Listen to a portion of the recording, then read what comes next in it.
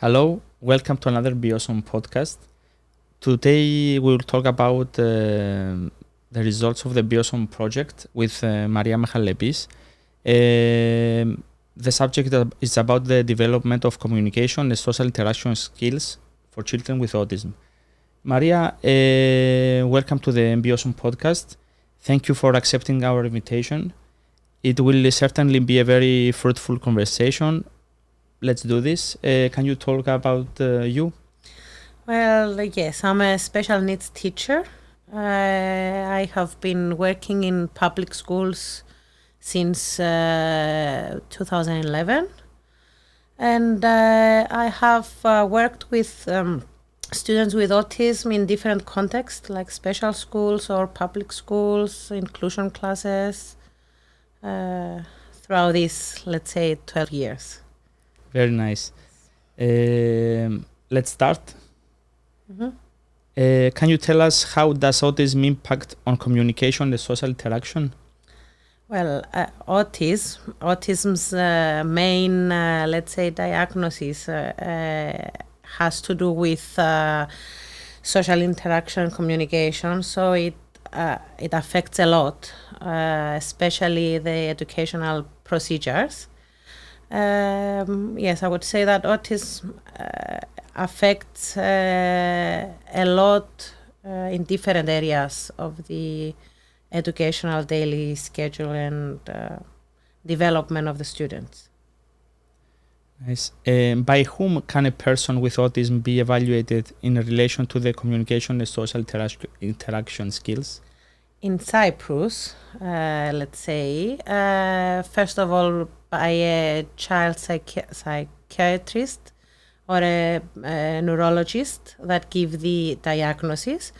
And then hands-on, the evaluation, the practical evaluation, let's say, can be done by special needs teachers or speech therapists or even occupational therapists.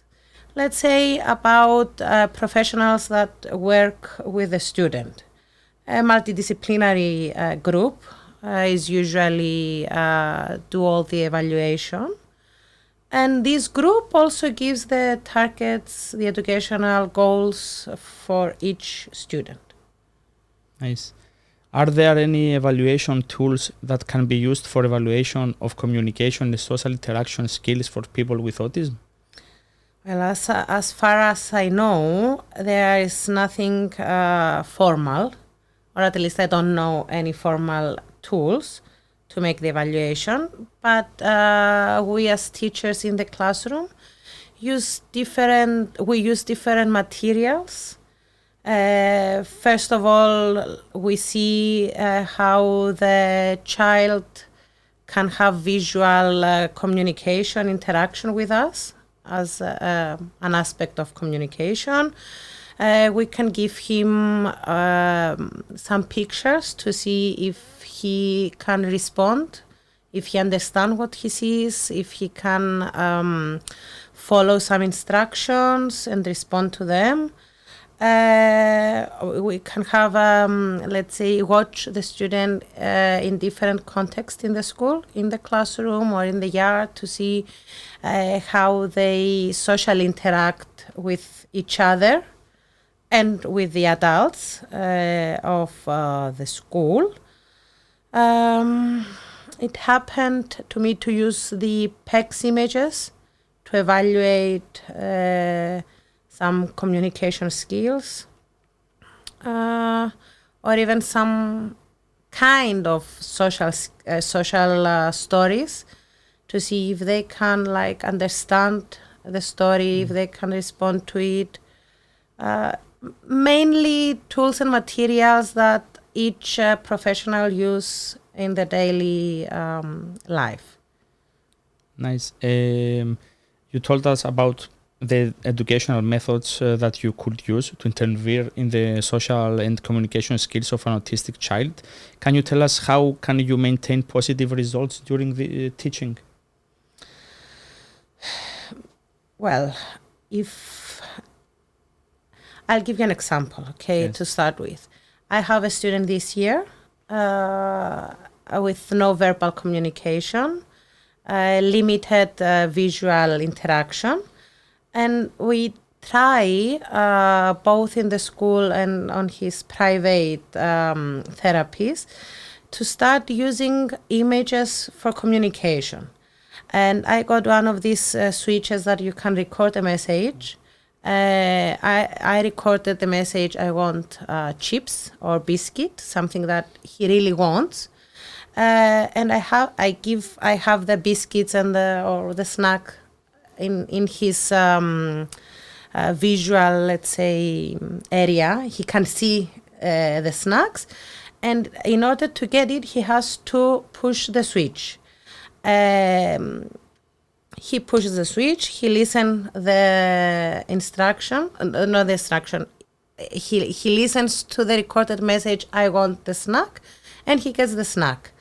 With this procedure, he gets the reinforcement directly. He asks what he wants and he gets it back.